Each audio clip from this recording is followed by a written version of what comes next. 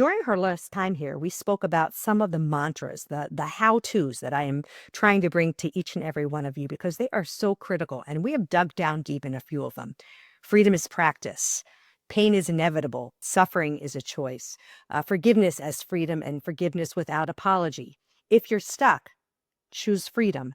And now this one that I really want to dig into a little bit because it's an amazing story. I don't know if you are all aware of this story, but to me, it is one of those stories that if you ever go through something traumatic, bad, whatever, this to me, at least from what Amanda's explained, this agency as clarity, I think is really that little bit of a secret sauce that many of us probably don't realize is missing that can really make a difference in our life. So I want to dig into that a little bit, Amanda. We touched on it a little bit in part one, but tell me a little bit about your decision to do something that many of us would think would be off the table. And if I was your mom, I'd say, no, no, Amanda, not going. But you went to, yeah, you faced the very man that nearly took your life away. Yeah, I tackled the beast. No, I'm just kidding. You did. Yeah, I Let's love hear it. that you call it the secret sauce because I think you're right that in the last episode where we were talking, I talked about how I was not really driven to meet with my prosecutor out of a sense of wanting to forgive him. That was not like something that was important to me per se. It was more that I was driven by the fact that I did not understand him. I did not understand how a person who believed themselves to be a good person could make such devastating choices that had harmed so many innocent people. And I could not understand it. And so if anything, I was driven from a place of curiosity. I really wanted to understand him. And so I reached out to him and I asked him if he would meet with me. Now, did you write a letter? Did you call him? Like, how does that happen with the language barrier, the distance? Hey, it's Amanda here. I mean, how does Well, that at go? at this point, I was already fluent in Italian, so the language wasn't a barrier anymore. However, you're right. Like, how do you reach out to your prosecutor? I had only ever encountered him in my interrogation room and in the courtroom. That was all I knew him from.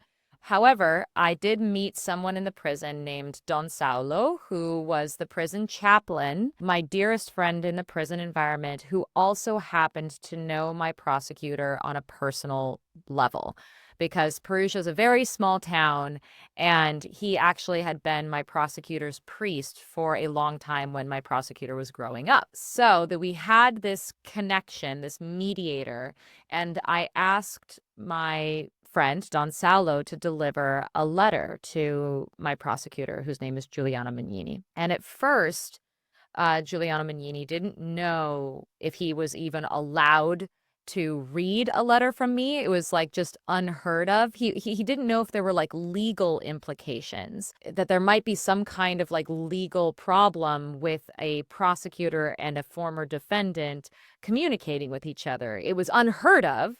And so, of course, there was no law, but primarily because it was unheard of.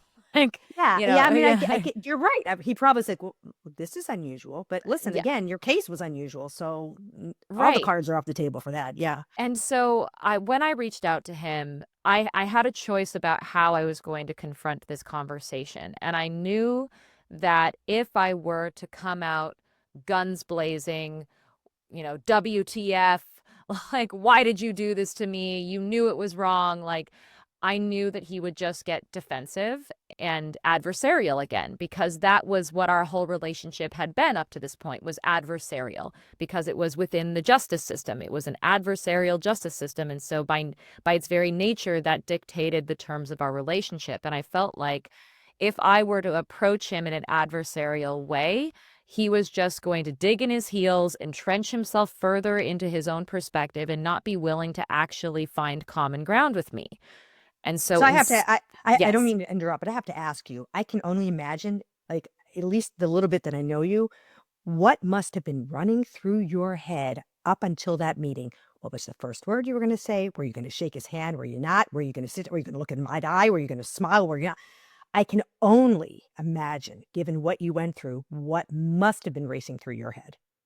Oh yeah, including the question of, am I crazy? Like, like Well, I'm sure your what am mom I told you that. yeah, well, especially when I told my parents what my plan was, they were just like, why? Or, at this point I was also very deeply involved with innocence work and the innocence movement. I'm an advocate for criminal justice reform in the United States now, and all of my friends within that community, lawyers, scientists, other wrongly convicted people, all of them told me that it was a waste of my time, that prosecutors never admit that they are wrong. He will never be able to he will never be able to come to see you as the person you really are, because he has this idea of you in his head that he cannot let go of, because it is so a part of his identity that you're a villain.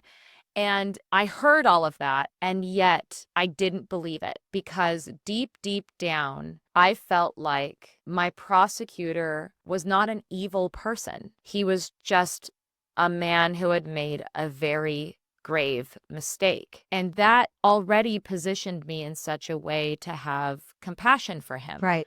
That's what it's Like, just, I can feel that from you. Right. I was like, it must be really, really hard to be him. And whether or not he is aware of, or like whether or not he has consciously acknowledged to himself the mistake that he made, nevertheless, this has been one of the most contentious case of his life that has come to define his career. He's done, hundreds, thousands of cases, and yet this one case where he got it so wrong is like a defining moment in his life. And I had compassion for him. And so when I approached speaking to him, I was like, well, maybe the reason why this hasn't worked before is because everyone is so entrenched in that adversarial perspective. What if I come at him with common ground?